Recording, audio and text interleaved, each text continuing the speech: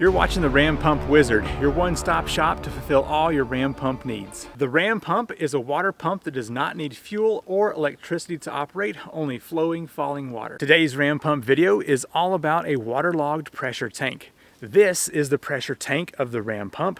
It has a certain amount of water in here and a certain amount of air.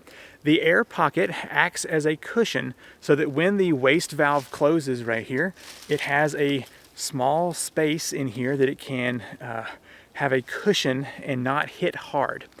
About every 2 to 3 months, the air that's inside of this tank will dissolve into the water and it will just be a column of water and it hits hard. In this video, I want to talk to you about a waterlogged pressure tank.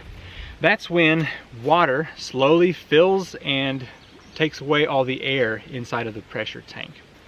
In large commercial systems, there is a valve called a snifter valve. It's a little tiny hole valve down below the pressure tank.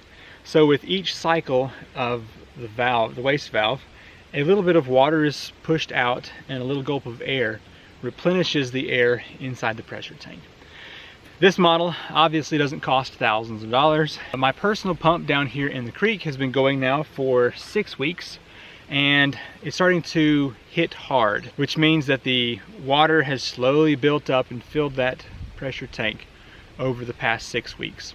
So what I want to do is head up the hill and take a measurement of the water coming out. Then we'll go drain the tank, and then we'll take another measurement to see if the flow rate has been improved. The water you're seeing here is the water coming up from the Ram pump. I'm going to use this tub with some tape on it. And I'm going to time how long it takes to fill this tub to the bottom of this black tape. All right, we're going to call that at 35 seconds.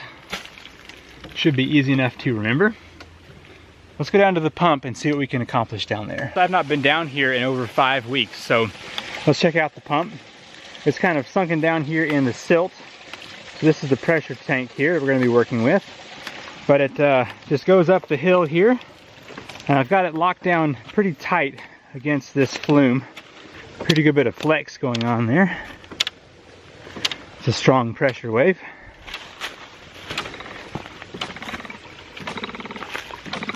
To purge the air out of the tank, I'm going to stop both valves, the drive pipe and the delivery pipe.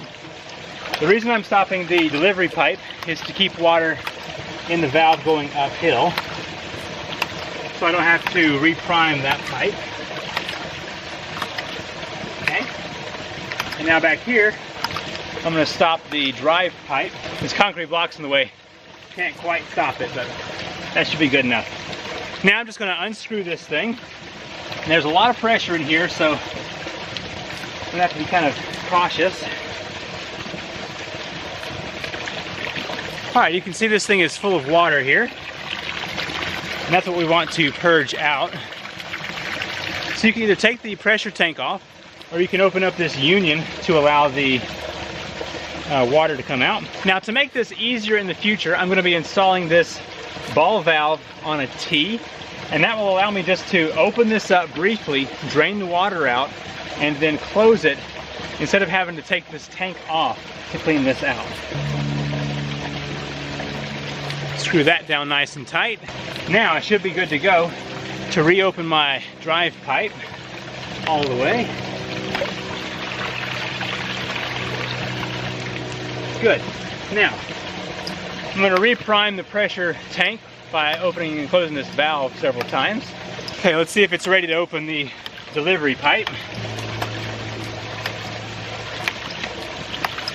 The pump should be good to go now.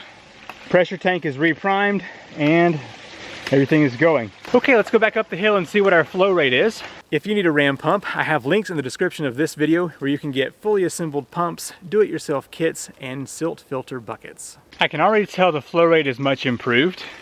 You can see it here and hear it. But one thing I'd like to show is that it's quiet. Before, it was making a noticeable popping sound.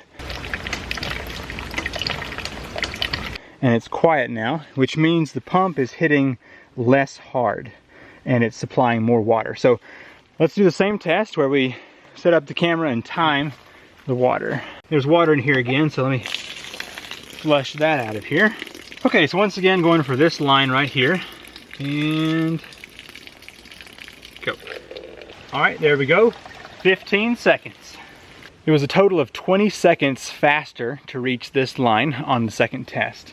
So that pretty well shows that if your pressure tank is waterlogged, there's not enough air volume in there to push back down on the water to pump it up as quickly. Notice it was still working, and that's going to continue about that same pace. Also, adding the T and the ball valve down there really helps with time.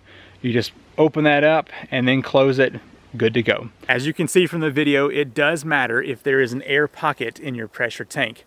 About every 2 to 3 months, I recommend that you close the drive pipe, close the delivery pipe, and disconnect the unions of your pump so that you can drain the pressure tank.